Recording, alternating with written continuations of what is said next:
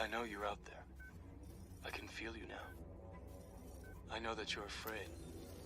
You're afraid of us. You're afraid of change. I don't know the future. I didn't come here to tell you how this is going to end. I came here to tell you how it's going to begin. I'm going to hang up this phone, and then I'm going to show these people what you don't want them to see. I'm going to show them a world without you.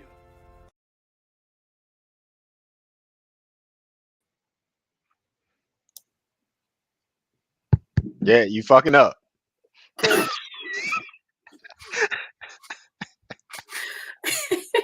up, everybody? I'm Fu. I'm Jay.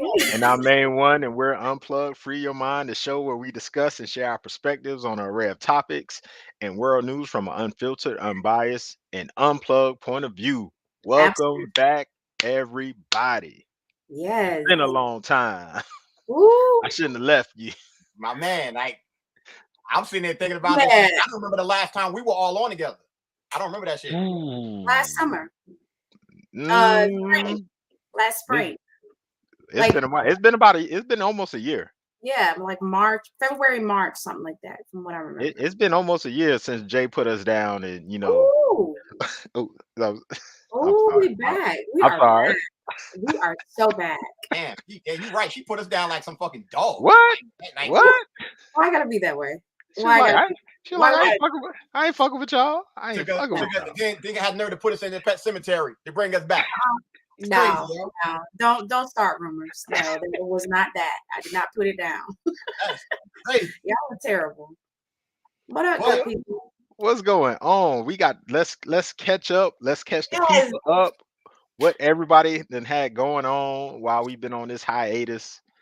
Let's just go ahead and jump into it, man. I'm gonna go last. Let's go ahead and let the lady go first. Yeah, because she ain't been on in so long, so we'll let her go. Here we go. So I'm so happy that we're back. So much has changed, y'all. I moved out of New York. I am now in Florida. That in itself took months and months of planning, getting my stuff down here, getting, fixing up whatever I had in New York, getting it, past even my own home state, Georgia. People trying to figure out why Florida. Please, come on. Why not? Why not Florida? It's beautiful down here. The weather's great right now. But that took some time. What? Hey, not to cut you off, but and we'll touch on this later on in the show. It's a good thing your ass moved out of New York. But continue. Yes, Lord. What's funny to me is that I guess, with me really trying to plan everything out and get things done, it didn't occur that I didn't post this on social media. Not that I post everything on social media because it's not everybody's business, your moves and everything. But what shocked me was Fu did not even know that I was not in New York anymore. Yeah. Like I had already been in Florida like a month, I think, or a month and a half, something like that. Yeah. And you were like, yo, Fu didn't even know you moved. And I was like, well, once he find out, he's gonna be happy that I did. But yes, I'm here. It is very nice. I've been here now since November, enjoying it. I mean, it's different. I'm in the Gulf area. What are you laughing at? I'm laughing the fact that you moved to Florida from New York, and I know people who are saying that they don't want to move to Florida because of the governor. And I'm like, that ain't got nothing to do with me. I know. That's why I'm like, they stupid. You out your mind. There. It was.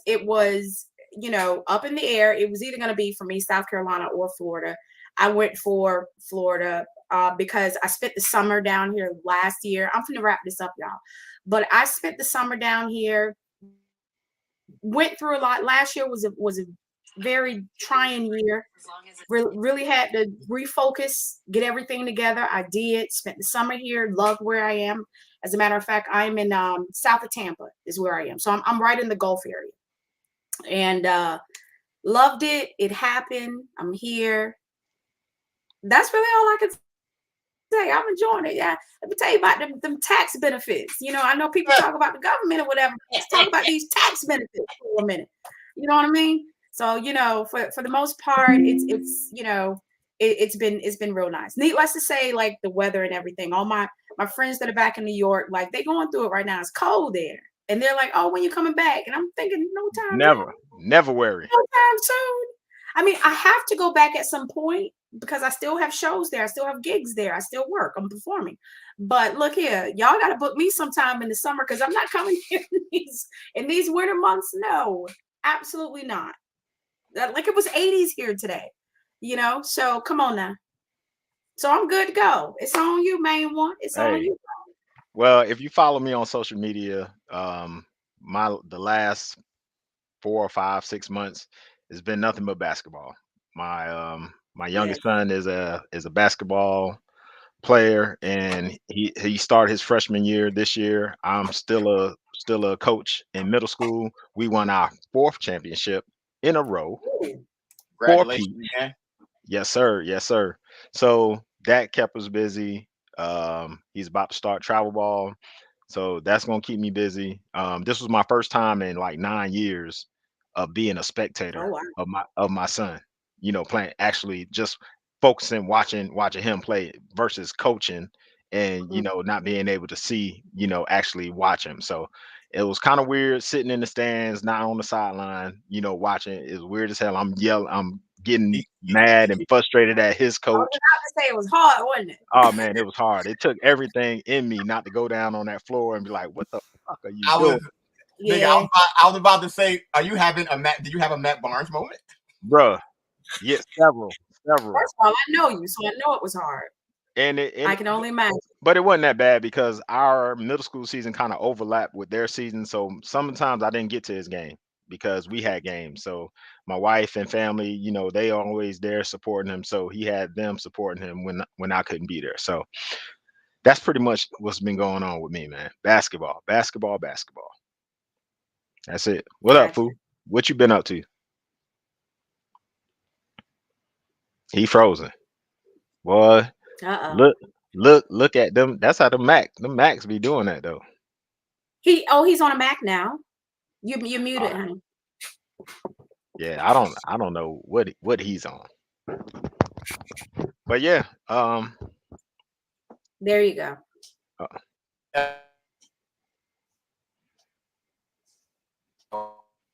uh-oh. Is it gonna be one of those nights? I hope not. First night back? No, it's not. This is our first night back, February 28th. I hope not. We can get through this. Just technical difficulties. He'll be back in a second. One, He has to one, anyway, you know. He's one more producing right day. We got we got one more day in this month. now. I know. Normally it's 28. Normally it's 28. Now we got 29 days. With this bullshit time and Yeah. Gregorian calendar and all this Yeah. bullshit. Until he comes back, how does that work? Because I was trying to figure out today, but I got so busy with work. So like people our age, they're turning like what, 7 or 8? How does that work with the leap year? Just what, every 7 years? Man, I don't know with this bullshit time. Can y'all hear me? We can hear you, but you're a little choppy. I don't know what's going on, but I do see that it says it's Wi-Fi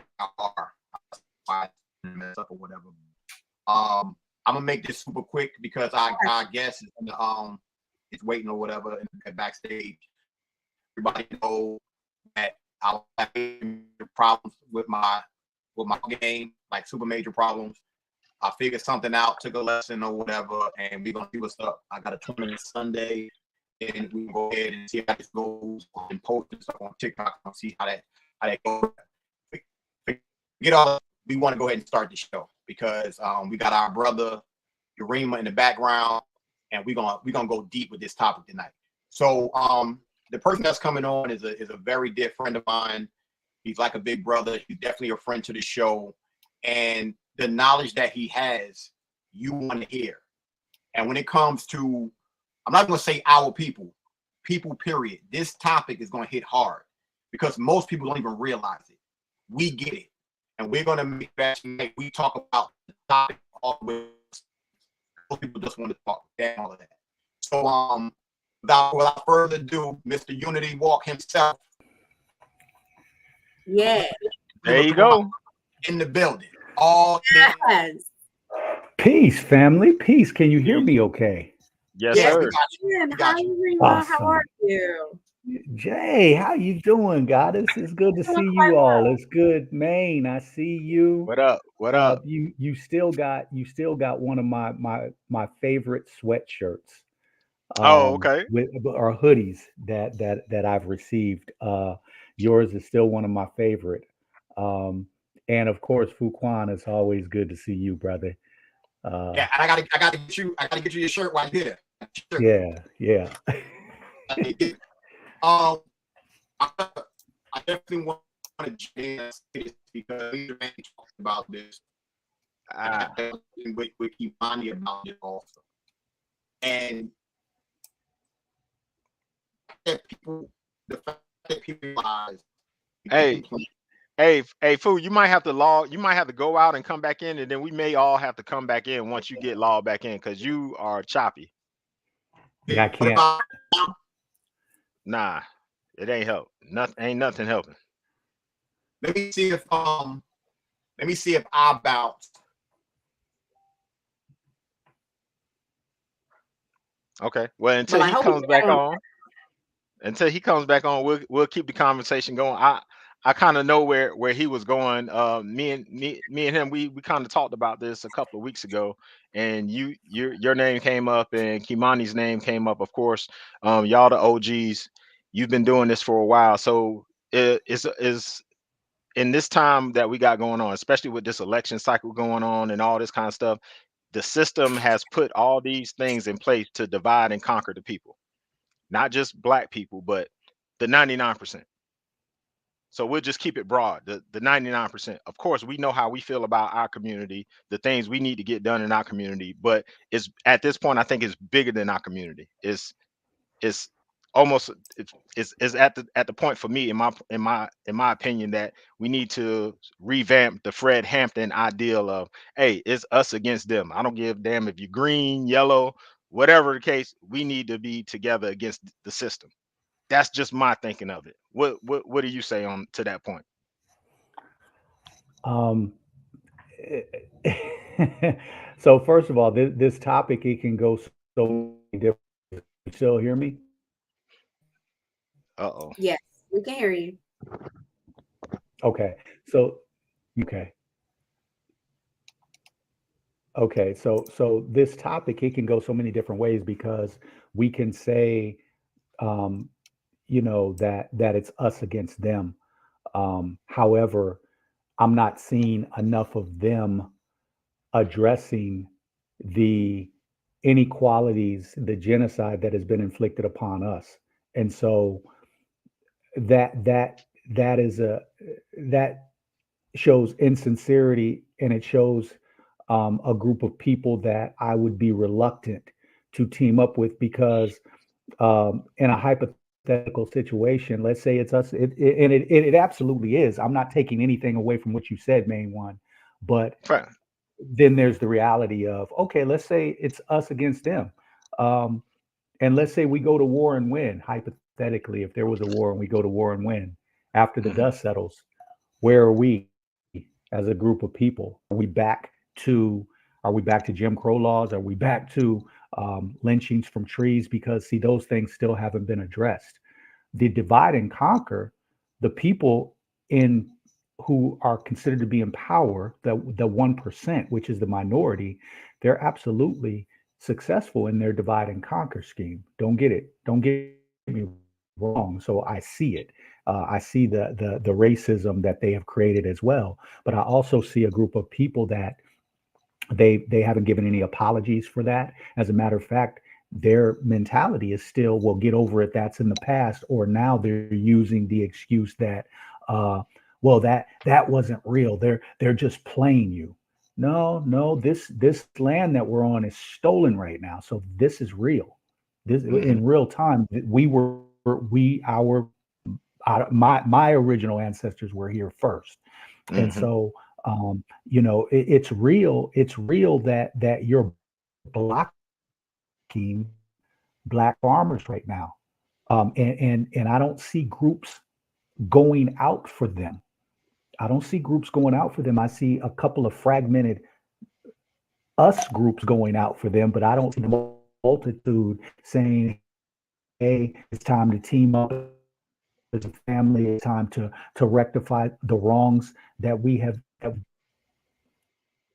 Shh, this damn So YouTube, man. I would be, I would use a, yeah, I would use a little caution in terms of how we were to move forward as a group, because I think that um, if you want to sincerely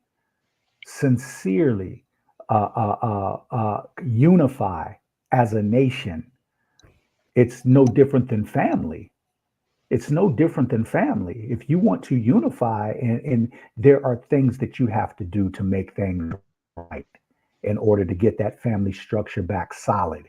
You can't, and we do that a lot. We do that in our relationships, just in our individual relationships. We do that in our friendships. And now what we're saying is let's do that as a nation. And what do I Mhm. mean? We pretend like shit didn't happen. We overlook things and just keep going without addressing the issue. And if we're going to do that, that's a remedy for disaster long term. I agree. I agree with that. I agree. It just not addressing things. It's just like I always use this analogy of as far as like a relationship. So let's say you're in a relationship and you and your significant other, y'all never address y'all issue. Y'all just sweep it under the rug. Well, eventually that rug is going to begin to be this high. It's going to be like a mountain in the middle of y'all living room because y'all have never addressed it. Y'all just swept it under the rug.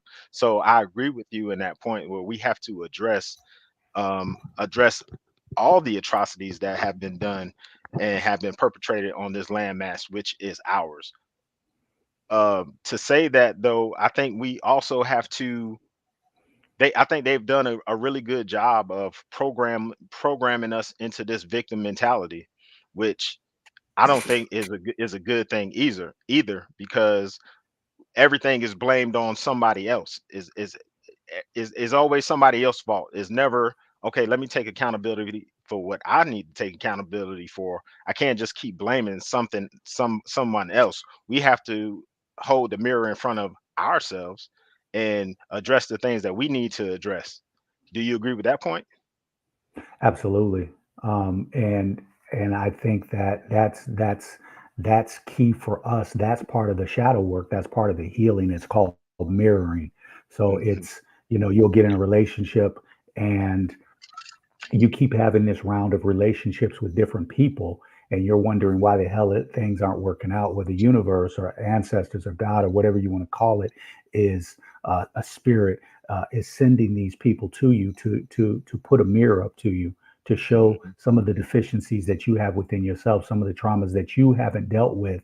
And it's a mirror saying, hey, I'm trying to show you something here. Take a look at yourself, because there's greater things on the horizon for you, but you have to deal with these issues right here. And so I totally agree. We should not be in a victim mentality at all. Um, and to your point, um, I think that there again is a fine balance in people saying stop playing the victim, and the other group who is the victim to a Mhm. certain extent saying, well, okay, but we still need to address these, Mhm. because if you take a woman that's raped, if you take a woman that's raped, you wouldn't go to that woman and say, stop playing the victim. Now, if she's Right. doing it 30, 40 years later, well, at some point, miss, when are you going to heal? When are you going Hmm. to take it upon yourself to look within and get past to the next level? Or are you going to stay in this? We understand that your situation, we understand that what happened to you was demonic. We understand that it was Mhm. not right. We understand that you didn't deserve that. But we're 30 years after the fact now. Yeah. It's hard to tell that woman that, though, even Right. 30 years after the fact, when the perpetrator of the crime, nothing has happened. and you know who the perpetrator of the crime is. And that's what we're dealing with. So that's the fine line between victimhood and Yeah. saying, wait a minute, we were abused though. Wait a minute. Yeah. We have grandparents and great grandparents that had hundreds of thousands of acres of land that was just taken from them. Yeah. We've had every major town in this country, not just Tulsa and Rosewood. We've Right. had A lot of them. 60, 70, Don't even 80 know about. towns, all of them destroyed. Yeah. Like all of them destroyed. Like not one left standing. So there comes a point where we have to be careful of somebody saying, stop screaming victim. We have to be careful of that too, because we can fall into that trap. Okay, I won't scream victim, but my grandparents' land, can I get that back now? Right. let's Right. let's make compensation, because if you're really trying to make something right, that's what you do. Yep. You make amends. Absolutely. And sorry sometimes isn't enough. I but agree. but Yeah, but and I feel like I kind of feel like that's why now the major topic is reparations, because when are you going to make it right? I but totally agree. I think too, though, on a broader scale, um, when we talk about the totality of people, um, main one, you're correct. They are using, and it's not even, we, this is where too, all of America has to take responsibility. See, we need to look at ourselves, but now all of us need to look, because we do not act like adults. I'm sorry. One of the ways that we divide ourselves is this. And a partner and I were just talking about this earlier. It was funny that we're on this topic. But you know what? I don't like the messenger. So therefore, I'm not going to listen to the message. Right. Yep. Let me touch on that, just because that literally just happened to me today based on TikTok. I made a TikTok video referencing the movie Sound of Freedom, and that people needed to go see it. And I had people respond saying, well, the people that made the movie, they was convicted of this, and they convicted Tim Ballard over this, that, whatever. And my response to them was, I could care less who was convicted. I care about the message. The fact of the matter is the message needs to be put out there about that particular issue. I don't even want to say the issue. They probably shut this damn stream down right now. But Right. the issue dealing with children, I'll just leave it like that. That message is what matters. And people, like, that proves the point right there. The art of divide and conquer that has been utilized globally, but I'm gonna use this country, is brilliant. I'm talking about brilliant. You have politics that divide us. You have the race part of it that divides us, when it's really us against them. But they have learned how to divide us. So now we fighting. You definitely got religion. You have medical freedom, because we all know we got family members that wouldn't even let us in our house 3 years ago because of what they believed when they were lied to. It's so many factors to it that the game that they playing is masterful, and enough of us, we won't accept that game because we can't get on code. When Jay mentioned reparations, of course that should be a conversation, but we so separated, we can't agree on what we supposed to get and what we want, which is also an issue, because we fight amongst ourselves so much, they sit back and they just laugh. Yeah. You absolutely right. I mean, not. I mean, you just named a few of them. They've added even more on top of that. I mean, you talking about economics. You talking about now is, are you a boy or you a girl? They got. I mean, so They done thrown pedophilia into this thing. Now it's an identity now. All of a sudden, it's like so. I saw that. No, hold, hey, whoa, don't say that word no Oh, more. excuse Yeah, me. Don't say that word no more. Say, Um, you can say pedo, because that sounds like a name. Say pedo. Yeah, pedo. yeah. We I good. mean, but I mean, so they have so many ways to. It's so many ways that keep us distracted and divided from the main issue, from the main thing that's happening. Is the ruling class, and it's us. I don't care how much money you make, how much money you think you have, you're not part of the ruling class. And now, mind you, that boils down to what we talked about before with these the agent Smith effect. Those same people who are not part of them and can never get down with them will fight for them. Hands down, they will fight for this system that has proven to not care about us. And we talk about collectively, because, and this is a subject, this is a conversation I had with Kimani before the podcast.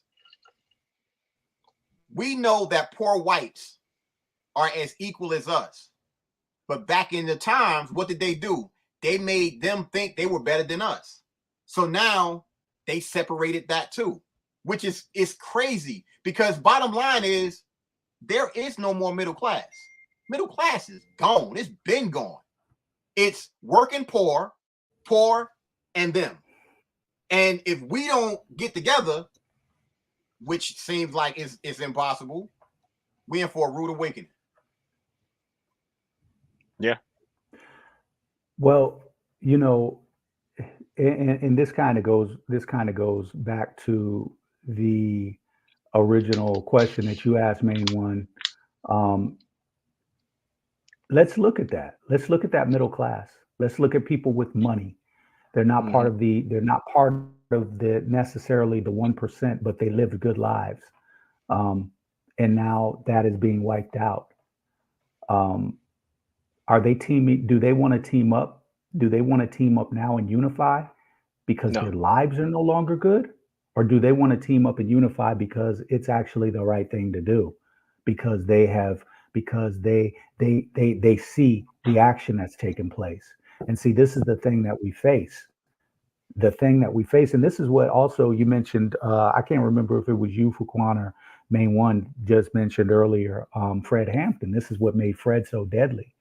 And when he was convincing poor whites that you're no different than us. And then they started realizing, wait a minute, this is you're right. And Dr. King was doing the same thing.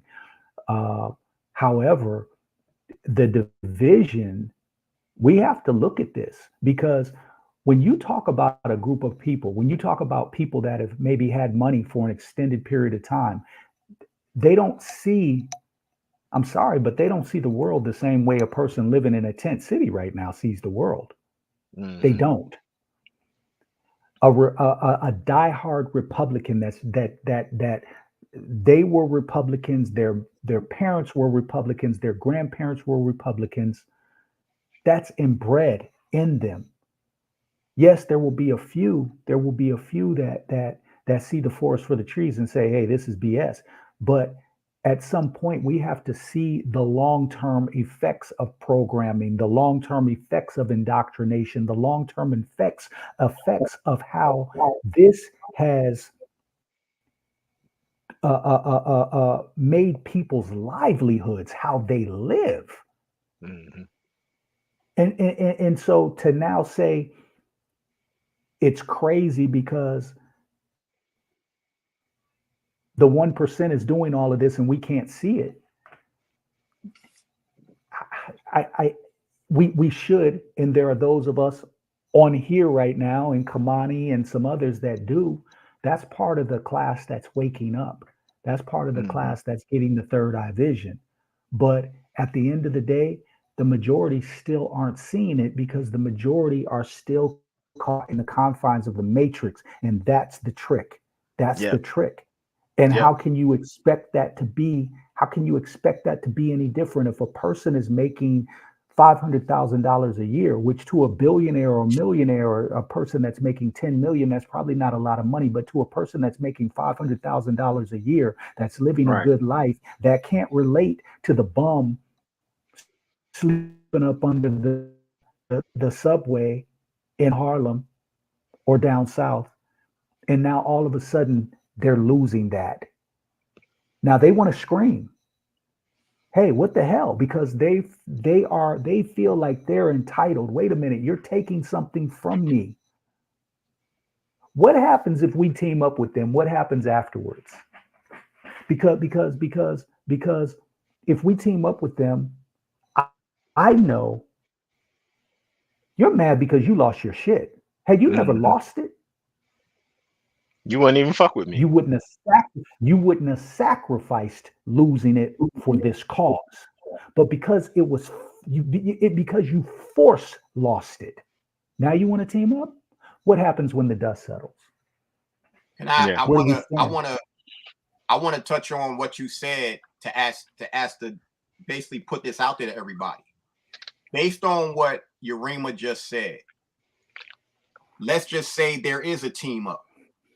That person who lost everything is a liability because the powers that be, if they offer them what they had, they'll turn on you in a hot second and slit your throat and stab you in the back in a hot second because they're comfortable with what they had and they aren't for the cause. Now, will it be maybe a few that be like, nah, get the fuck out of here? Yeah.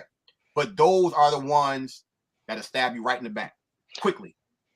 But I think that's why and I'll reference this, and Fu and I, we talk about this. That's why The Walking Dead to me is so prolific, because if you break it down to the bare minimum, and I think we could be headed to some, maybe not the zombies and all that shit.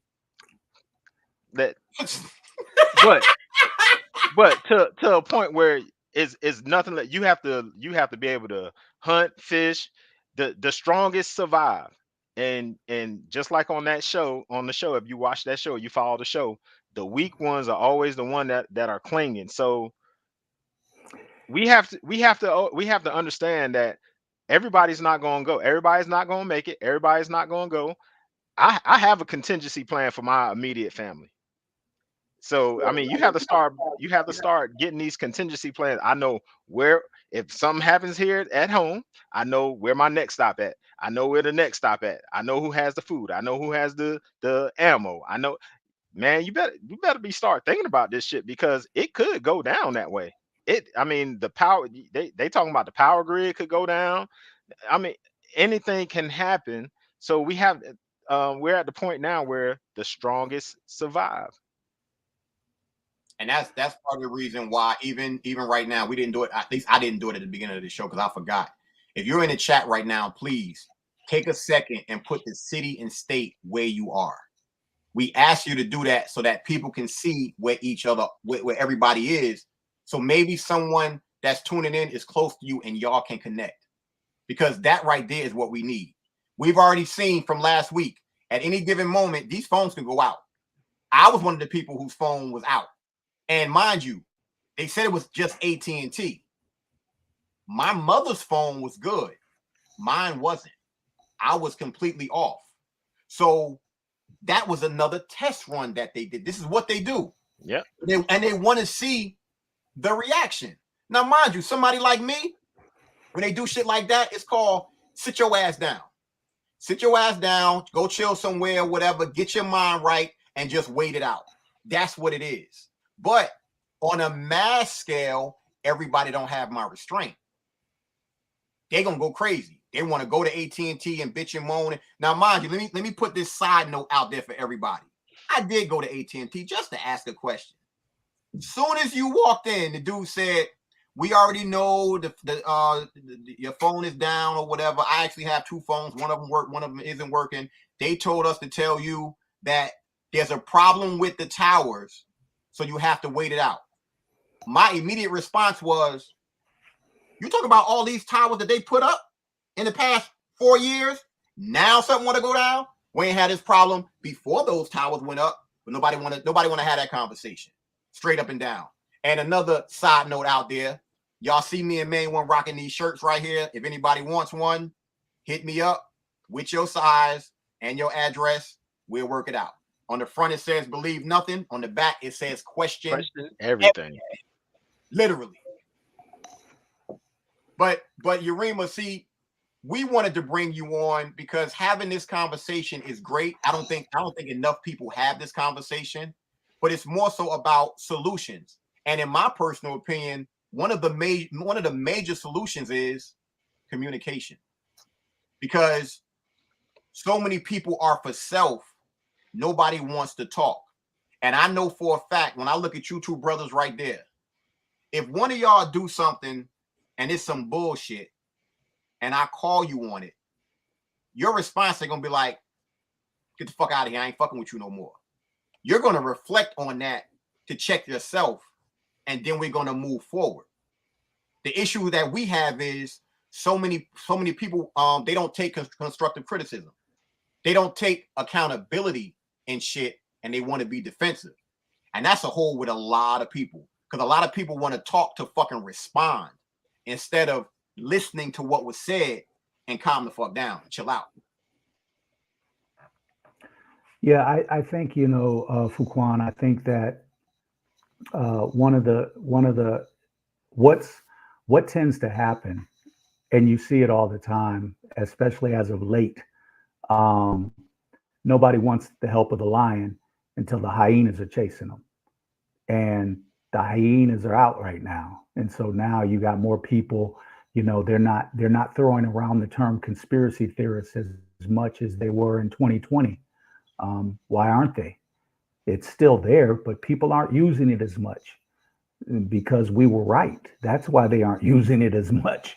And so, because people are dying that took those injections because the economy and the country is failing. I said in 2020, this is a sinking corporation. I don't think that we have to, I don't think that, to even have a conversation about teaming up, if you really look at the situation, it should be automatic. Look, home prices, rentals are going up astronomically. Why did we have to have a conversation about literally millions of immigrants coming into the country? Why didn't the people say, you know what, wait a minute, hold up. If you're not gonna secure the border, then we are. Yeah. Because they ain't coming in here.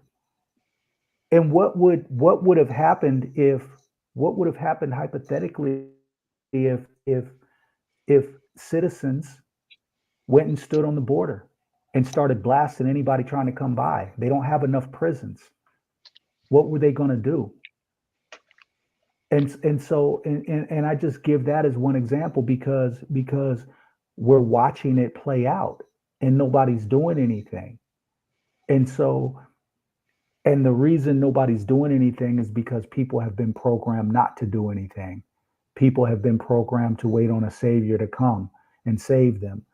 My thing is, what people should be doing, that was a test run. They were doing what I like to call a check, a temperature check, a temperature read with the AT&T phones.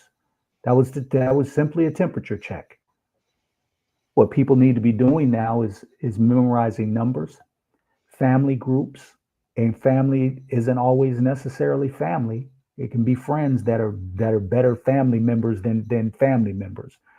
But people who are close that you actually have direct contact with should be talking to one another and coming up with a plan in the event the electricity goes out, in the event an EMP hit, in the event of this. Where do we meet? What time do we meet? If this goes down, you have a certain amount of time to get here. We need to see you at this particular location at this particular time. The phones won't matter. I would say memorize phone numbers, but that will be obsolete if the phones go out. So the communication right now needs to be out. We need to be out. I'm a big proponent and a big advocate of, this social media thing. It's a great matrix for dissemination of information. Mhm. And they don't, the 1% doesn't like that. That's why they're talking about, oh, we need to get rid of TikTok. We need to do, yeah, because you don't want the information getting out. But the people need to be out amongst one another because we are the power source. We need to be out talking. We need to be out coming up with solutions in real time. I have an event April 6th in ATL. And the name of the event is we are the solution that we've been waiting for. We are the savior that we've been waiting for. And we're going to talk solutions. But we need to be out with one another. That's the first thing, because that will frighten the establishment more than anything. Wait, the people getting out? As long as they can keep us in this social media box, in this social media matrix, guess what?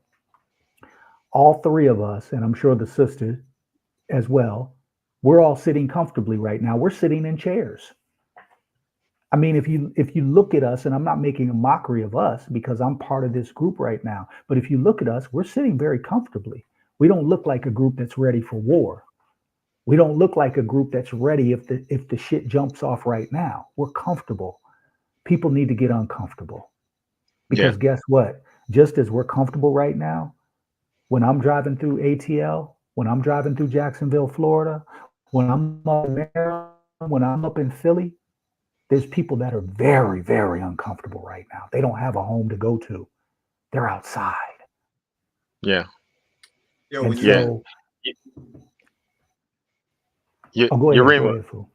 Yarima, what you said with the solutions, you are absolutely correct. But I think solutions only work for people who actually identify that there's a problem. See, the problem is we got so many people in the majority who don't even realize that it's a problem. Like, just to touch piggyback off of what you were saying about the migration and the immigrants. They have programmed us so much, and they've been doing it for a long time. Because remember, there was a great Asian immigration migration that came over in the 60s. And they had us all on board about, hey, we need to bring everybody in. And as they were coming in, all our problems and everything were going to the bottom of the totem. We were getting pushed down to the bottom of the totem pole. Here it is again. We got this migration coming from Mexicans, or who, and from what I'm reading and doing research on, it's not just Mexicans, it's people from all over that's coming in, military age, that are coming in. And we're just saying, as and not just community, but especially black folk, because we're so fucking damn giving and loving and all this kind of damn shit. Yeah, there's no reason why they shouldn't come in. But don't you see what's happening, dummy? They're squashing us by letting everybody else come in. If we're like Dr. Claude Anderson said before, he said if we were the minority, if we were third on the totem pole with all these immigrants coming in, we're gonna be on the bottom of the totem pole. But you got most people who don't even understand that, can't even wrap their head around that until it affects them now. Like now it's affecting a lot of people in New York, where they're putting them in apartments and giving them money and all this kind of shit. And it's like, damn, you got homeless people that's on the street in damn near every major city that my can't get a cash card, apartment, or nothing.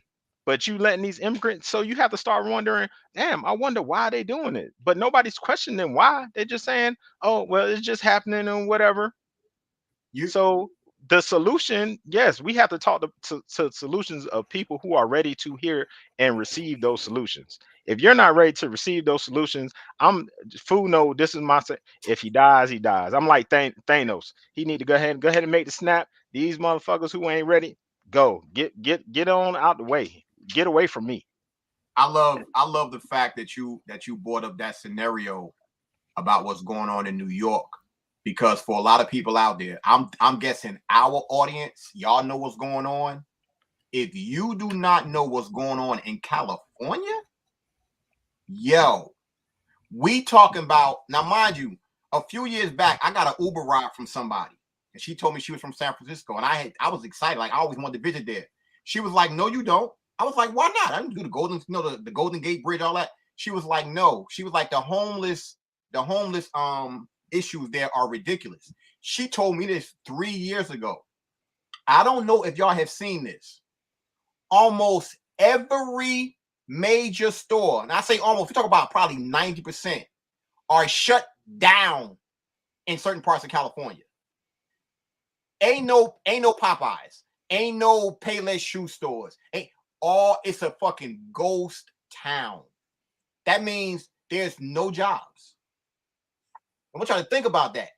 So you have California, which is like that, but they want to give these migrants $9,000 a month. Come on, yo. And then you got the governor of Cali praising Slow Biden, saying he's doing a wonderful job. And that same governor is possibly talking about throwing his hat in the race to be president. You couldn't even win your own state. So what's the point?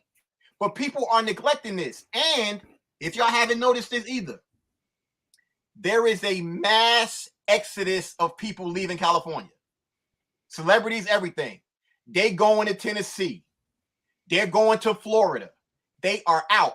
Sylvester Stallone on his show, I just saw the video earlier, on his show that he has, a reality show, told their kids, me and your mama moving to Florida. The house is already getting ready to be sold. I don't know what y'all gonna do. This is not. Hey, bring this into the stream because it touches right on what you're talking about. There it is.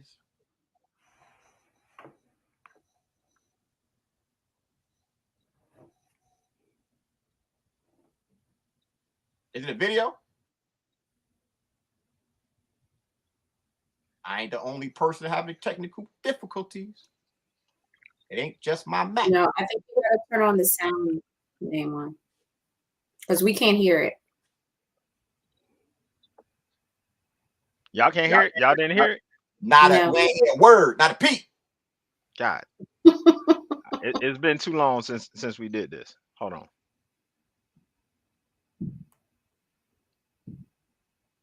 I forgot it's a certain kind of way you got to do this. I forget. Yeah. Since the IT man is over there doing his thing, fixing the situation. There you go. I want to apologize to everybody about the technical difficulty night, and it starts with me all day long. It starts. This one right here, yeah, I don't even need you to see me with this shit I'm finna be talking, but I'm gonna tell you something. Yeah, people hitting my line, talk about, man, where you going? Where you going? Out of California?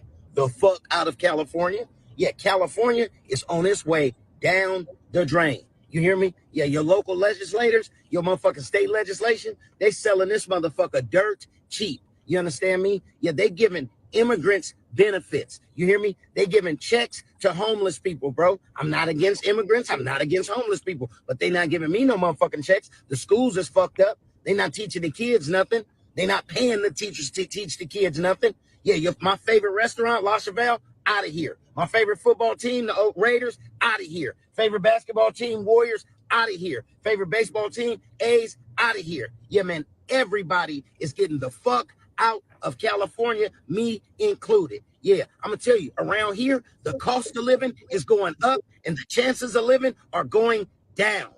Yeah, how about that? Yeah, how about that? Yeah, California, the people who legislate for us don't live here. They selling this motherfucker out. All the homeless people you see in these Scooby and the Ghost Chaser motorhomes parked everywhere, they not even from here. But it's so much free money going on. Yeah, free money, food stamps, all the shit. Yeah, California is over with, baby. You understand me? Yeah, you heard it from me. Fuck California. I have to say something that just hit me like a ton of bricks by you playing that damn video, that audio, yo. I want y'all to think about something that has completely went over everybody's head with what he said about California.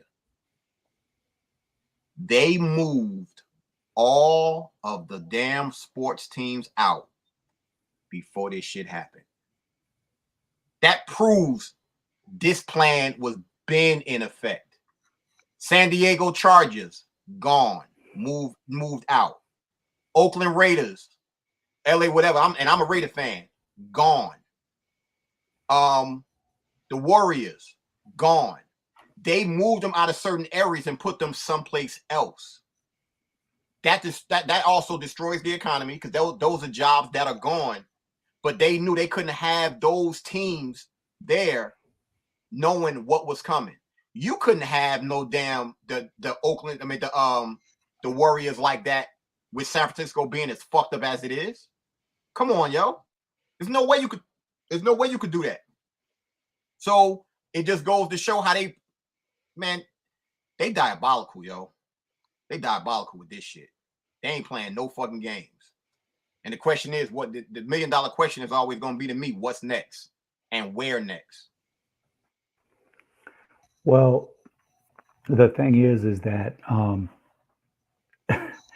a couple of things. So main one, you mentioned Dr. Claude Anderson, and Dr. Claude told us, he said, when they get tired of you, they're going to replace you when you are no longer of any use to them.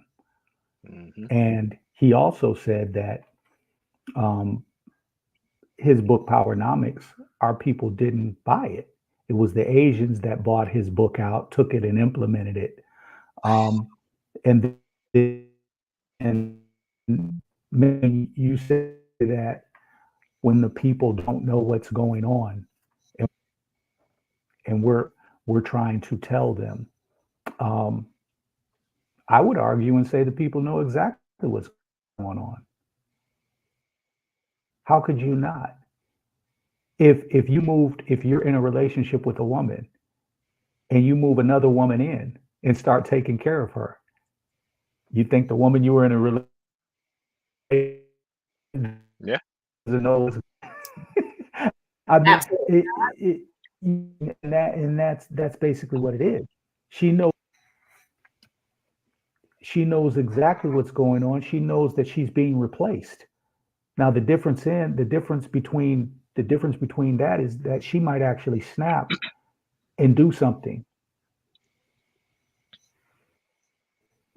And so the people know what's going on. You're actually sitting back watching immigrants come into the country and get better treatment than you, and you don't know what's going on. The people know exactly what's going on.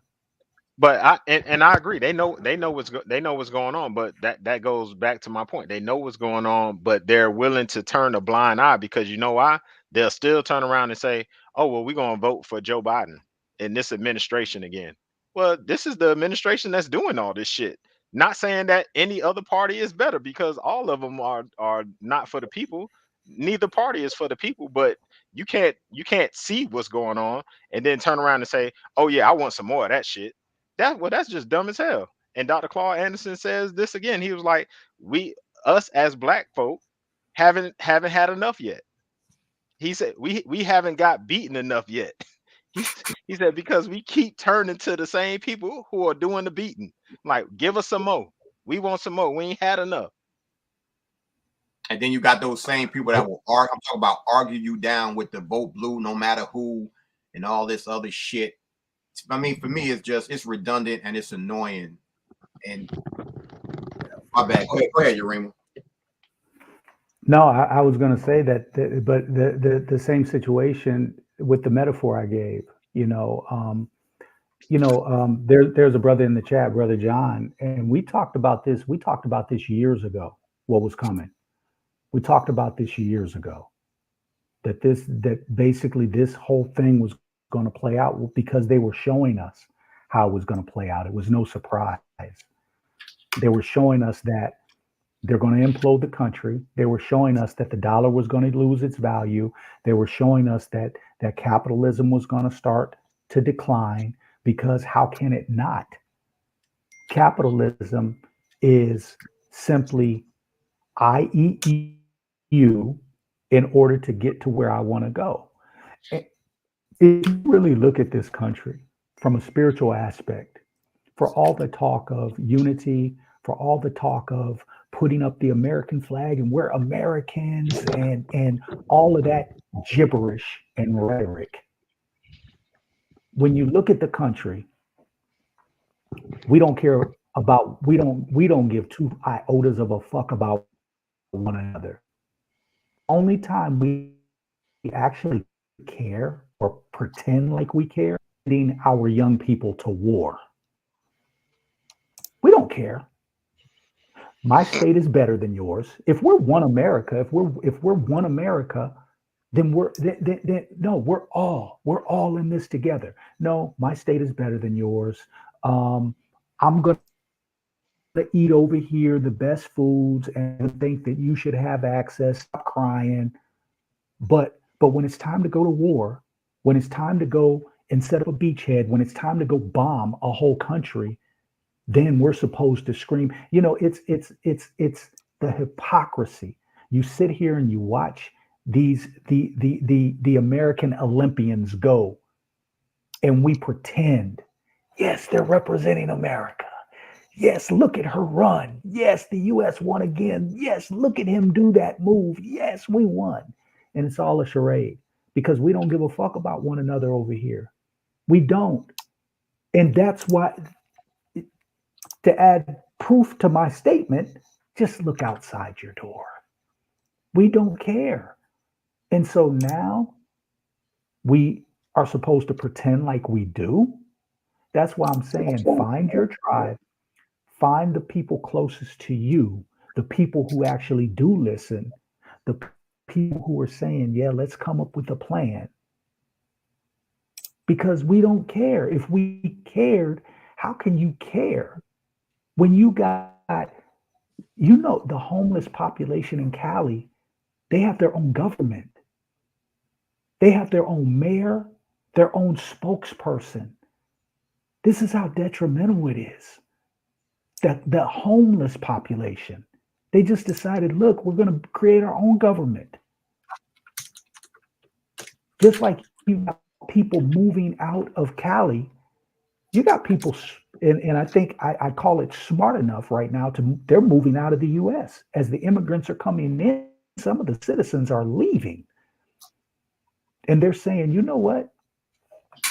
Why should I be paying $2,000 a month in rent when I can go over here to what Mr. Trump calls a shithole country, and I can live off the beach and pay $300-400 a month, and this is the norm, and I'm living good and I'm eating better food? Why would I shit? He called it a shithole country though, but shit, I can save $1,600 a month literally. That can go to something else for my lifestyle.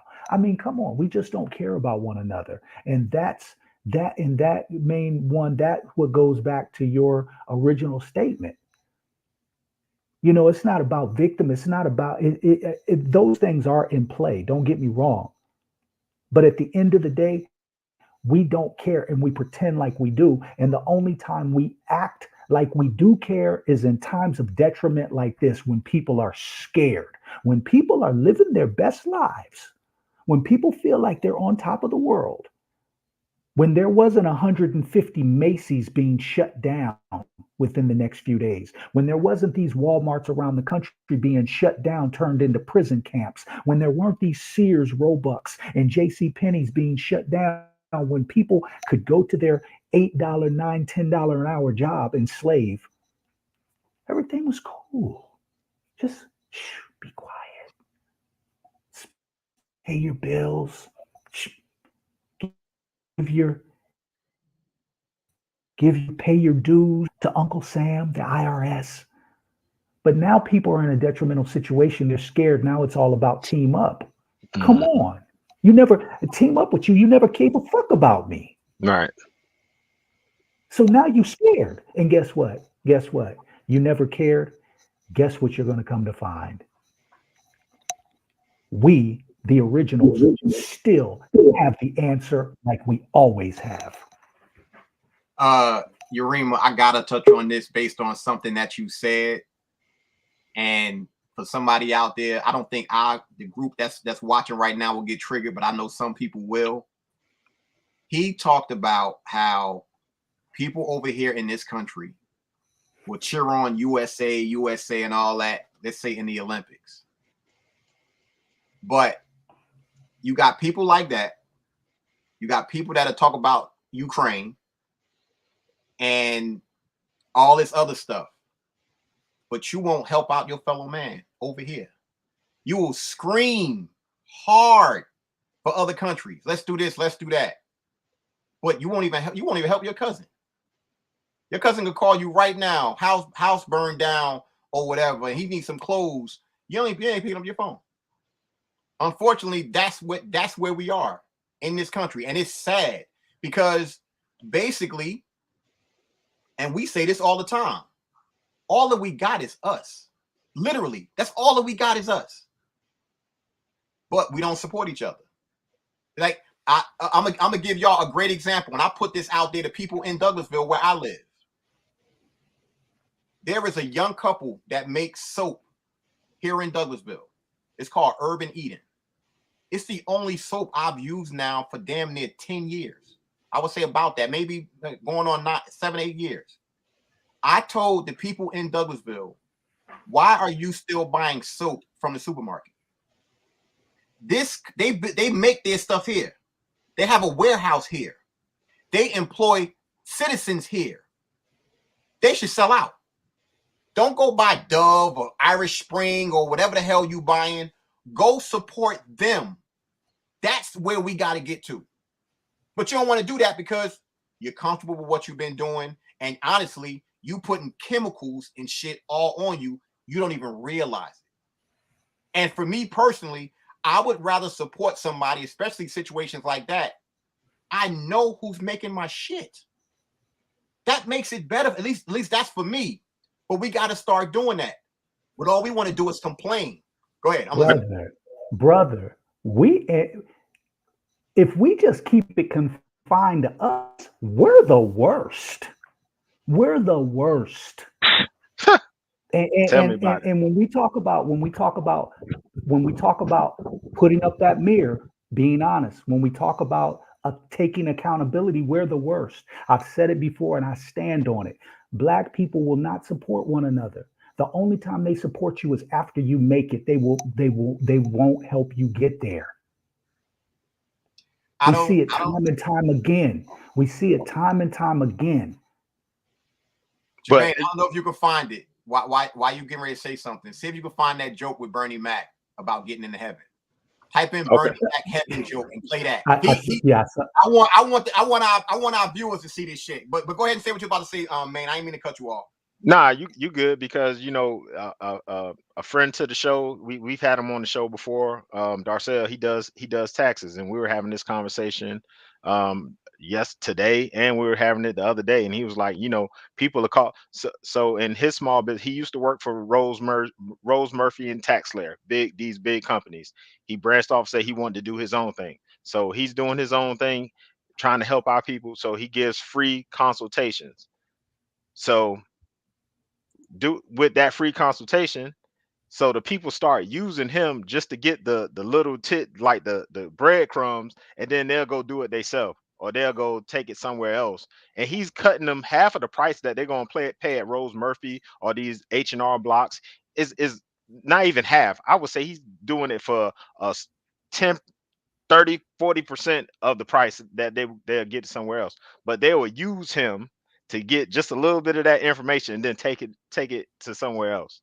So that's how our people operate, and we've been programmed to do that to each other. We've been programmed. The Urban Eden situation you just said, why they don't sell out, why all the black people in Douglasville don't buy their soap or whatever, because we don't want to see anybody getting rich off of us. Well, wasn't that a movement like not a couple of years ago, supporting black businesses? Yeah, it lasts about a month. It lasts about a month. Don't wear Gucci. Don't wear this. Don't wear that. That's with T.I. and all them. The celebrities started. Don't do this, and it lasted about a month. And I just saw a video with Nori in the damn Louis Vuitton store or whatever. And my response when I saw that was, why aren't you supporting black-owned high-end brands? There are plenty of black-owned high-end brands. Why not? But it's a double-edged sword with me when I think about something like that, because when we support each other, which is a great thing, are you supporting the community? Are you just taking your profits and taking it somewhere else? That's why for me, I'm so passionate about Urban Eden. They are here. They are employing people here. Their warehouse is here. Are you going to take that money and bounce? That's what we have to hold these type of people accountable, without a doubt. I apologize, y'all. I didn't see that it was people that wanted to get in also. So let me go ahead and let these other cats in. Main one, I wanted to pass me when we get off. Pass me Darcel's info, so I can. Sure will. Yeah, please do. But I want to say one thing real quick is that we, you know, when we talk about that, and you know what Nori did and that sort of thing. You know, our people have a bit. I think we're getting cut. They do the same thing when it comes to our quote unquote leaders, or people that we look up to, our heroes. They don't get memorialized and celebrated usually after they're dead. I mean, if you look at it, and it's the same thing with businesses. You know, if you take the average rapper, they people love them now, but when they were grinding, trying to get there, they got very little support. You know, you take our leaders. Look at Dr. Khalid Muhammad or Malcolm. Malcolm died with $300 in his pocket. You take them, we commemorate Malcolm more since he's been dead than we did ever when he was alive. And so part of that shadow work, part of that looking in the mirror, part of that taking accountability is saying, wait, hold up, wait a minute. We have to change how we operate with one another. Yeah. That's it. Brother John, I see you up here. Mika, my eye, I see you. Did you did you find that video? What was the name of it? Just type in Bernie Mac heaven joke. I want people like Yarima has seen it. You probably saw it too. We already know what the premise is. When people see this video or this little joke, it's so real and funny at the same time.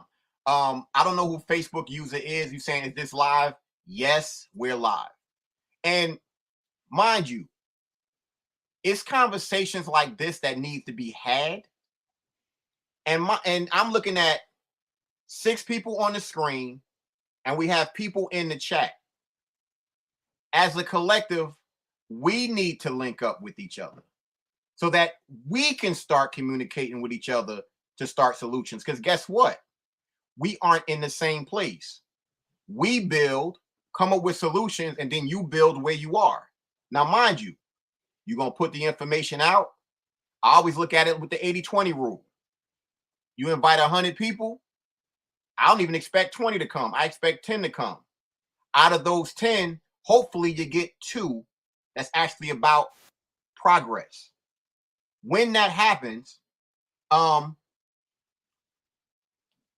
great thing about it is those 2 can start building, because we got to focus on quality. The quantity will come without question, because it's about energy. And if the energy's right, that's the move. I'm gonna be completely honest with y'all. I went somewhere yesterday. I literally had to leave from being in there because it was so heavy in there. It felt like death. I was like, you ain't got to worry about me ever coming back in here, because the energy was off. I'm good. I'm not rocking out with it. And I think more people need to do that, because you don't want to be around that type of shit. When I'm around Yarima, the frequency is where it's supposed to be. When I'm around Jermaine, however that plays out, the energy is where it's supposed to be. That's what you want. When you're around people or the frequency is low, get the fuck away, because ain't nothing you can do about it. There's nothing you can do about it. I think myself and the people that's on this screen right now, it kind of bounces off of us. but that don't mean that it's not heavy. You can't have your energy being drained from you right now. You need to keep as much of it as you can, because you'll kill yourself if you don't.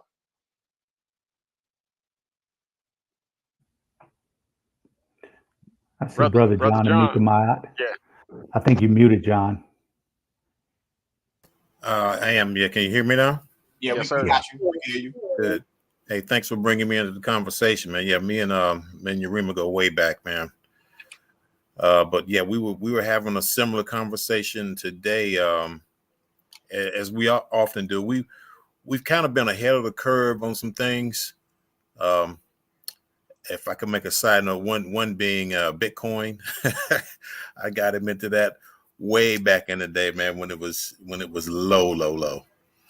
But that's another side point. But to echo a lot of the sentiment that I've been hearing in the conversation is that we can't get together ourselves yet.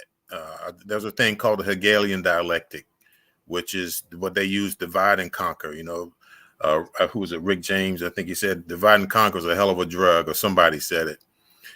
And we're always in a state of tension. If you notice these crises that we've been going through, every week there's a new one.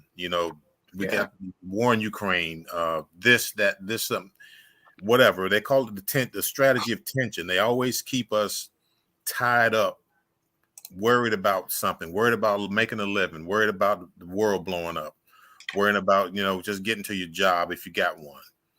And all of that is designed to do exactly what it's doing, keep us from coming together first as a people, but then even with the larger community.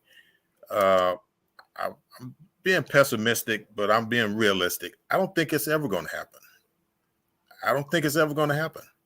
I mean, we've been conditioned for so long. Think about it. A little kid, you could take a little kid and tell them the sky is blue or red or whatever. They'll believe it. The people that really run this show, they've got that same kind of power over a lot of our minds that they'll tell us anything and we believe it. Mm. And until we can come out of that fog, I mean, it's looking dire, man. I mean, if you look around now, I hate to be gloom and doom, but it's facts. Look at the economic situation. 30-something trillion in debt, and we're still borrowing money to give it away. And then half of that is probably going into some, it's not going where they say it's supposed to go. Just like that money, those pallets of money they sent over to Iraq, Iran, they disappeared. Don't forget about the Pentagon money that disappeared. Oh yeah, right before 9/11, 2.3 trillion. And you know what? They still have not passed an audit to this day. Right. A lady named Catherine Austin Fitz and a professor from Michigan, they did a survey with some doctorate students. So this was no conspiracy theory, to try to figure out how much money the Pentagon was missing, and they come up with some astronomical number. And instead of the Pentagon fixing the issue, you know what they did? They hid the data that they used to make the report, and then made it they wrote a law that you can't get that data anymore. Mm. So and they still haven't passed an audit. And But let you be late on your taxes or something exactly. like that. They banging at your door. They just hired 87,000 new IRS agents, right, to get these people that supposedly they want to tax the people, but they look at for $600 a $600 limit. So that's gonna get those high spenders. We're gonna get the taxes from those high people. Right. And there's a saying that goes, a dying empire's last act is to pillage the people. Yep. And we are being pillaged. They're coming up with all kind of taxes for us. When I say us, the less than 1% or whatever we are. The 99%. Yeah. yeah, that, and it's. But John, I just get but lost. John, what we witnessed in the last 4 years, last 4 or 5 years, is the biggest heist in world history. In I mean, 2000, starting you're in talking about 2008. in 2000. Well, just fast forward from 2008, but that was a heist too. But you talking about $5 trillion in 2020 when they passed the CARES Act. That was $5 trillion that went upward to the wealthiest in this country, Yeah, but and where'd they get that money from? from taxpayers. No, they printed it out of thin air. What they printed it out, but at the end of the day, us as taxpayers, we're paying the expense. To a certain degree, yeah, but yeah, they don't need our taxes. That's a system of control. I mean, they print as much money as they need. They print it, and you talk about gangster. They holding 300 billion of Russia's treasuries, and they froze them for sanctions. Now they're talking about taking that money and giving it to Ukraine.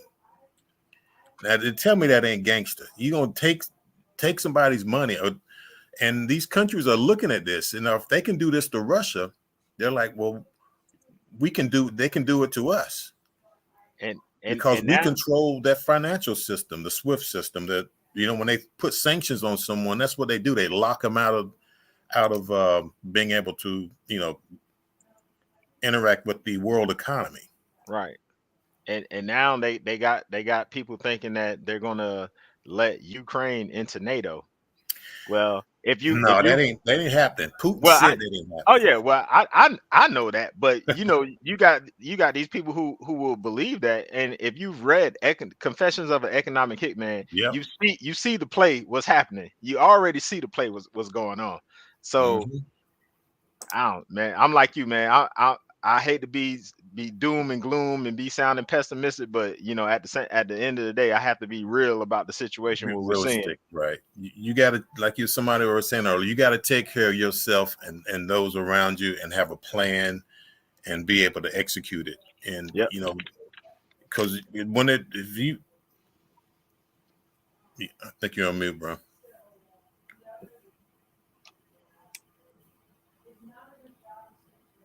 Who's that? No, I thought you were talking. Your lips. Okay, my bad. Oh no, you good. Yeah, but yeah, it's and sad thing about it is it doesn't have to be this way.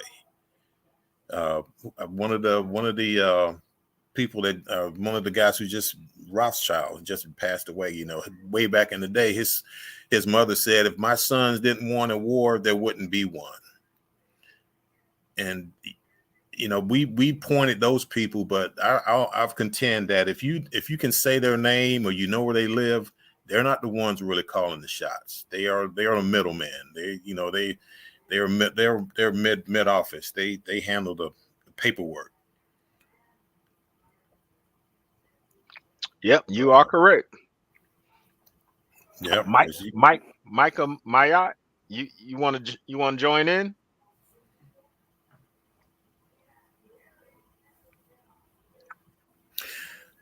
I'm just listening right now. Okay. I was gonna say, while you're waiting for it, you guys might want to check out this. There's a documentary called "The Great Taking." This guy went through and documented how they have lined up the financial system to where you don't own anything, and when it all goes down, they can take your stuff legally. It's called "The Great Taking." And I found out about this place called DTCC and Seed and Company several years ago. They own, if you're in the market, if you buy a stock, you get a certificate. Well, you don't. If you think you own a stock, go next time you talk to your broker or whoever, ask them to give you one of those certificates and see what happens. You're not going to get it, and if you do, I'll be surprised. Because they have orchestrated this system to where there won't be any more bailouts. They're going to call them bail-ins. And if you remember a few years ago, they did that in Greece,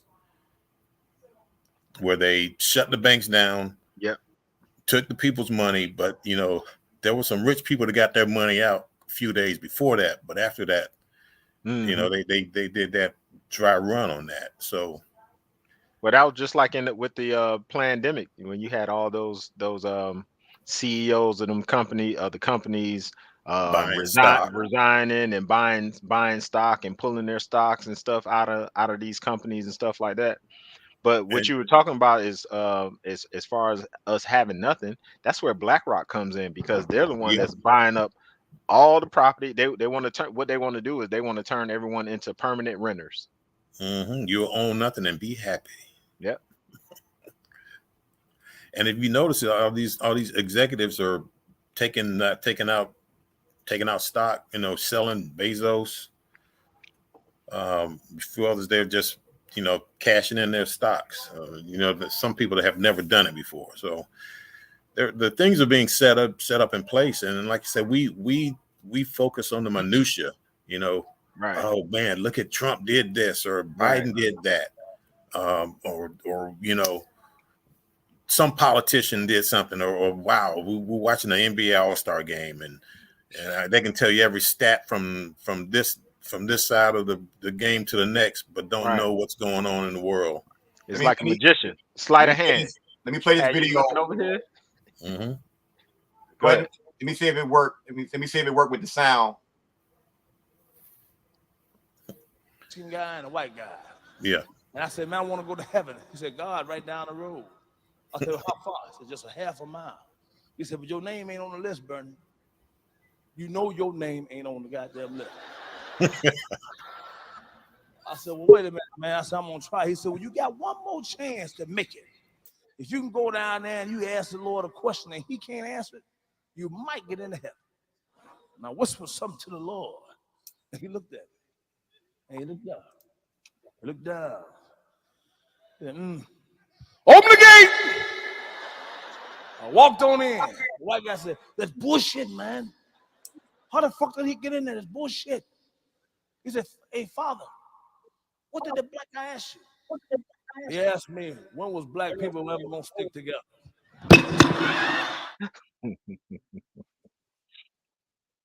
That is as real, literally.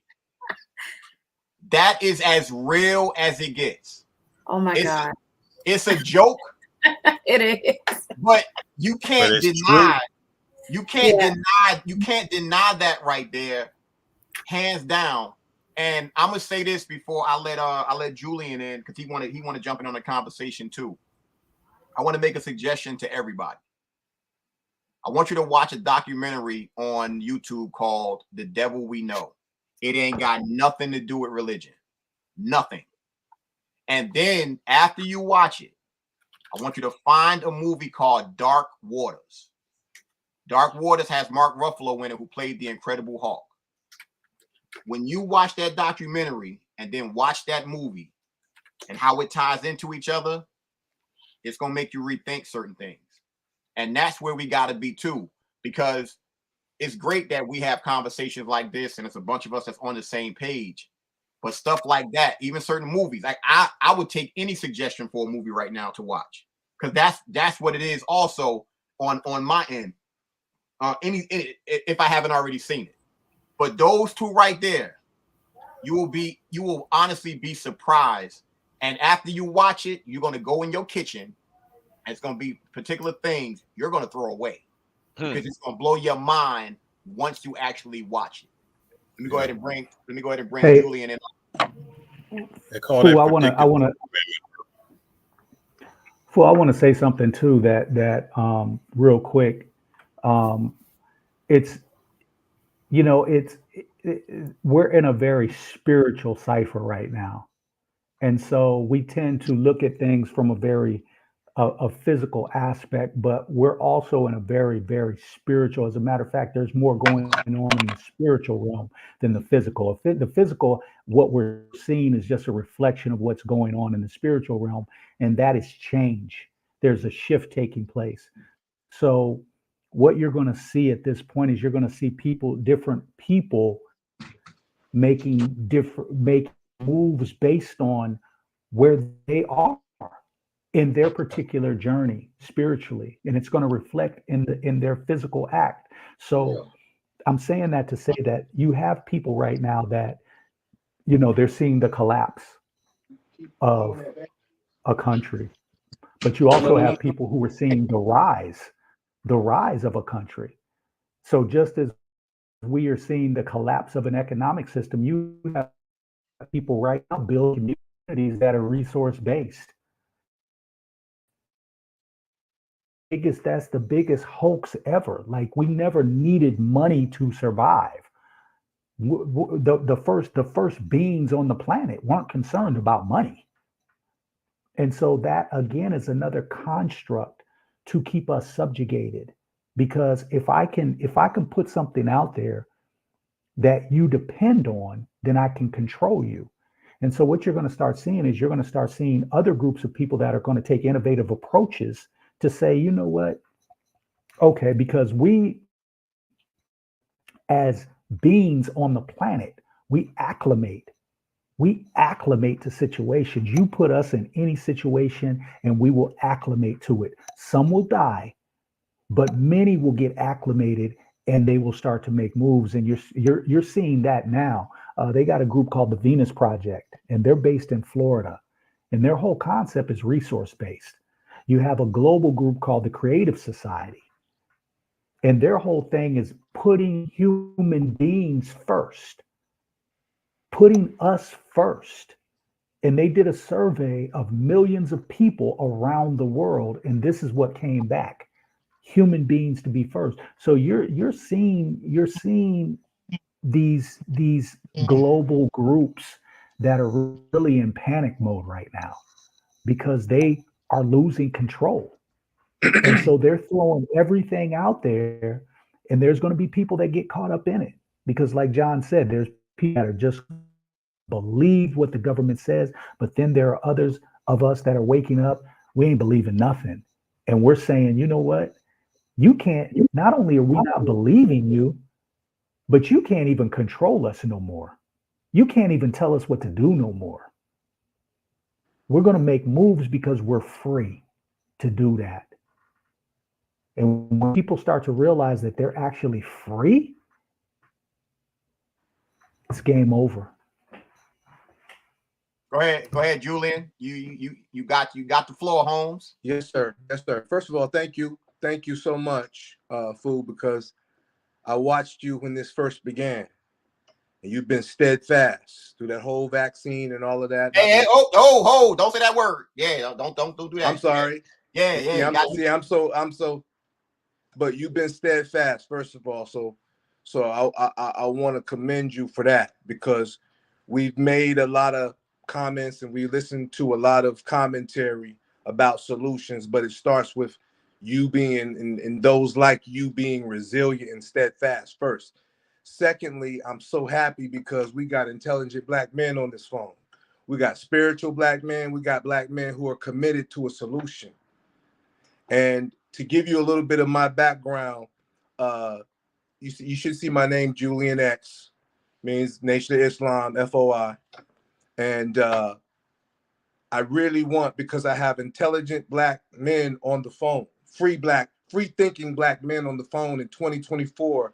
When we think about it, in the past, in the history of mankind, never have human beings been able to communicate within seconds globally.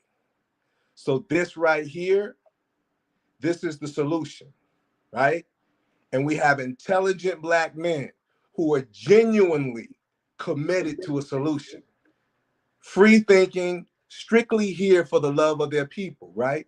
So I want you to reason with me, because I'm so thankful I actually got a chance to get on here, because no one's talking about this. If you understand where my teaching comes from, and I'm not sure that all of you do, but I'm pretty sure Brother Yarima does. My teachings come from the Honorable Elijah Muhammad. And I've been a student of these teachings for about 25 years. And it used to be, when I first heard some of the more extreme aspects of the teachings, although I understood the teachings, I also understood that our people wasn't quite ready to receive it. And so mockery was made of us, of some of the extreme things that we were taught. But I will tell you, and anyone on this phone, and I say respectfully, if you don't really, if you don't understand the teachings of that man, there's more to learn within us. And the very fact that we're on the phone communicating about it, I can lay out what I'm saying. The Honorable Elijah Muhammad and the Nation of Islam in our teaching has a solution for our people. This isn't just a religious conversation, even though I appreciate the brother talking about everything you see physical was once spiritual. So all we're seeing is something that was already spiritual and has been in the momentum for years and years before we even got here. But nature always corrects itself. And this is what he was saying. The world is fixing itself, ridding itself of the evil that has permeated the world. Now, the enemy is swinging wild, fellas. He's on his deathbed right now. His money, his media, he's being attacked on all levels.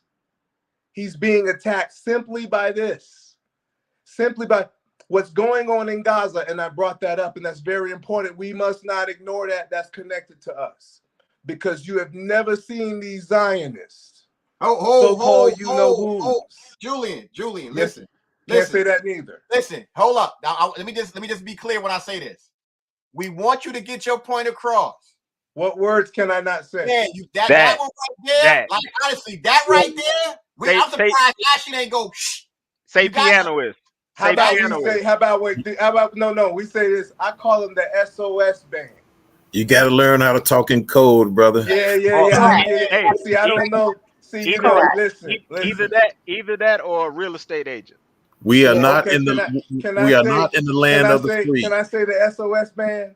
That's fine. You can say that. Yeah, that's fine. The such and such of such and such band. Yes. Yes. Black folk know what that is. Of course. Okay. I'm excited because I don't even think y'all realize we're living during the generation that we're getting ready to watch this enemy die. He's swinging wild. This is what has me so upset and so hurt about Gaza.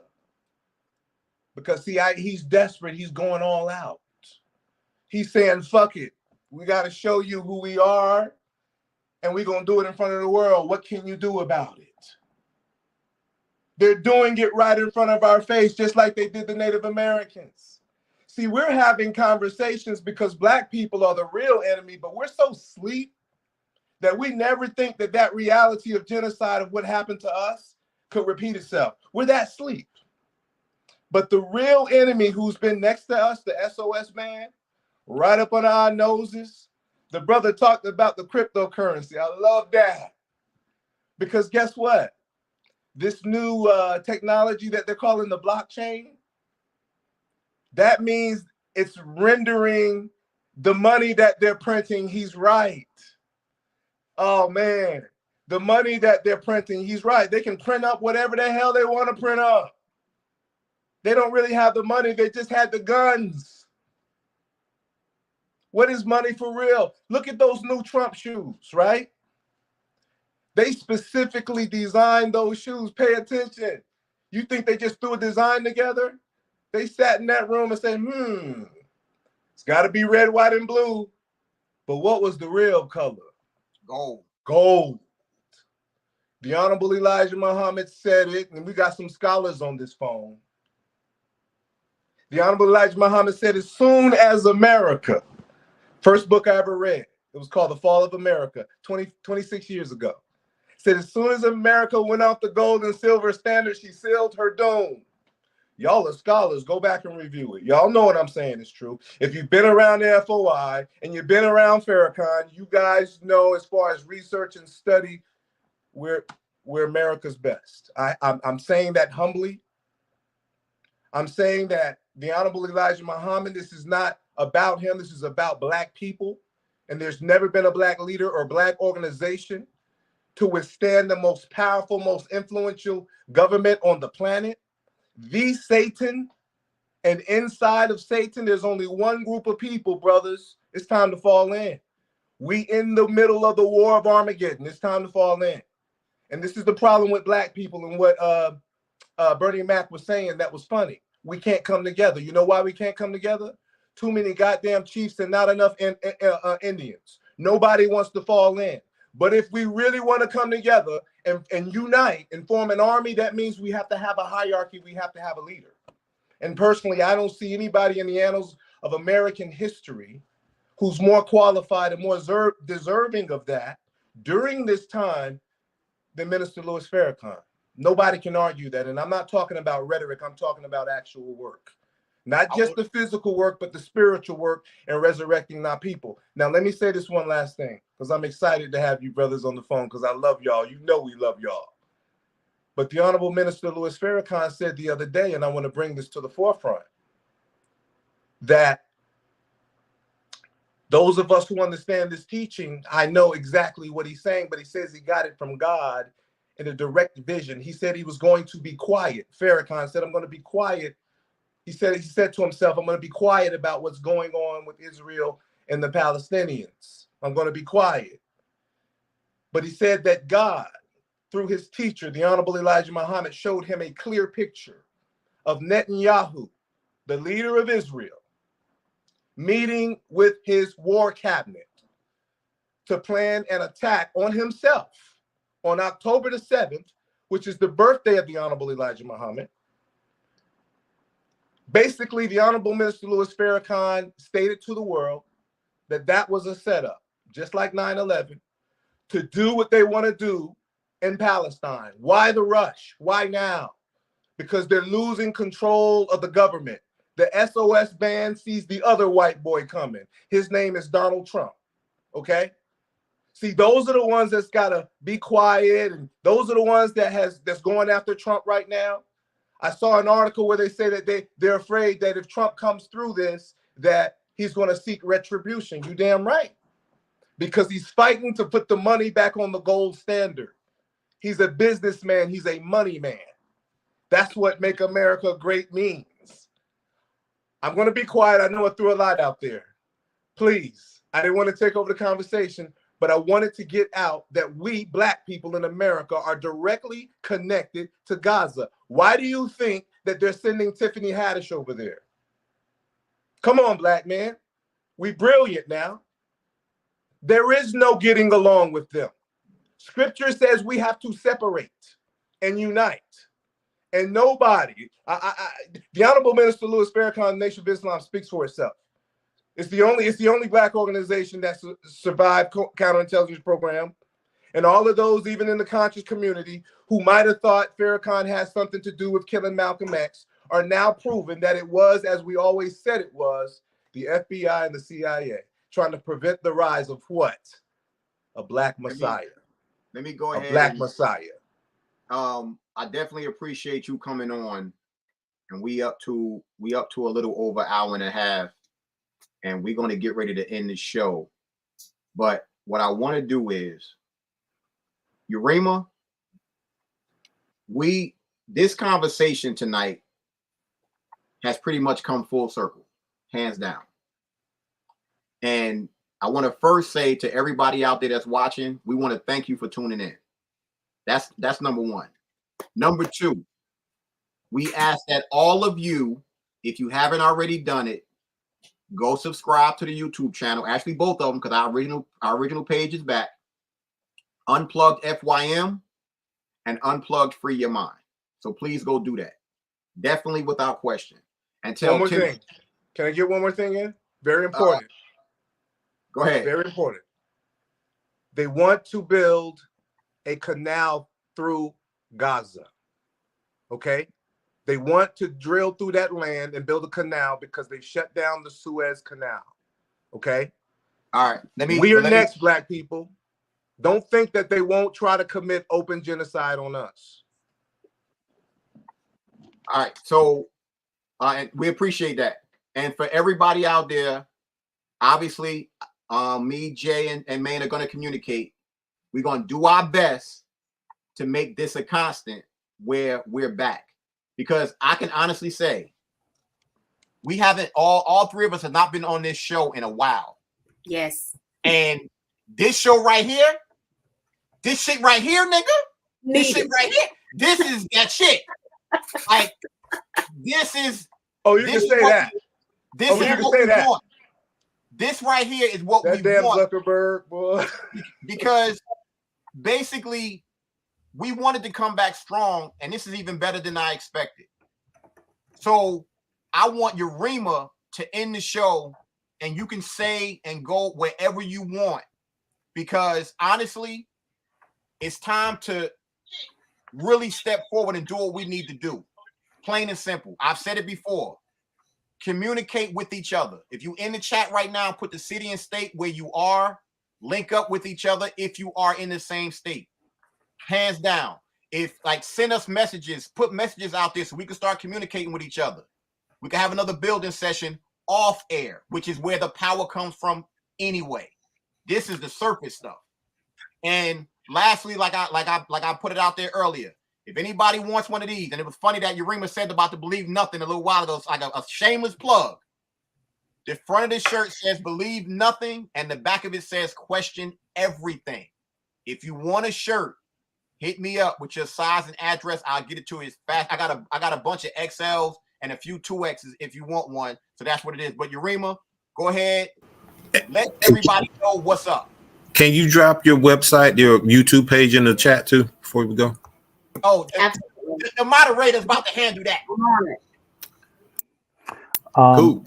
Yeah, I just wanna say that the spiritual context of this whole thing is very important. It's crucial because literally what you see outside of you, a lot of this shit is an illusion. A lot of it is illusion. And we have to constantly be cognizant of our spiritual essence. It's so very important. It's crucial in this time. I can't stress that enough. You're going to need that because you're going to need your discernment. It's easy to say, let's unite. It's easy to say, hey, we need to get together. However, J. Edgar Hoover said something. He said the greatest threat to the security of this country is Negro unification. He also said, which to me was more important than that, he said, let's make sure from here on out we get in front of a movement before a movement starts and then we're trying to get in. In other words, let's start the movement and lead it. Where spirituality is important, and this is using discernment, because we can talk about unification all day, but we see what Jim Jones did when Black people decided to unite up under someone. They're all dead. And so you have to understand, and if you don't know the story of Jim Jones, research that. So we have to understand that in this time, Fred Hampton was set up by somebody that looked like him. Our leaders get set up. Dr. King was set up by somebody that looked like him. The brother said that he moved out of the way so that the sniper could get a clear shot on Dr. King. And so you have to know who you are to be able to use the necessary discernment on who to team up with, because demonic spirits are moving. Just like good spirits are moving, demonic spirits are moving, and they're coming to crush. We live in a very demonic environment. When we talk about the educational system that our children are in, that we allow them to function in, it's despicable. When we talk about the government body that people put their trust in, it's despicable. And if you don't think that people like us in this cipher here, if you don't think that we're not targeted, because there's a light amongst us, there's a light that we shed. Guess what? Bugs attract to the light. They attract to the light. Roaches scatter when the light is turned on. They want to get rid of the light. Why you think Gates is talking about covering the sun? They want to get rid of the light. And so if you're a light being, if you have that light, if you're trying to shine light upon the darkness, understand that demonic spirits are going to be coming at you. And they're probably going to come in the form of people that look like you. Mm-hmm. Be aware, be cautious, because everybody's not to be teamed up with. And one thing, there's going to be more of this popular saying that's going around right now. Start listening for it. And that popular saying is, oh, you're being divisive. Well, my response is that if the truth is divisive, then let us split this motherfucker down the middle then and divide. Because we're going to stand on truth. Truth. I 10 seconds. I gotta end. I gave him that. That's why I wanted to do it. I gotta do it that way.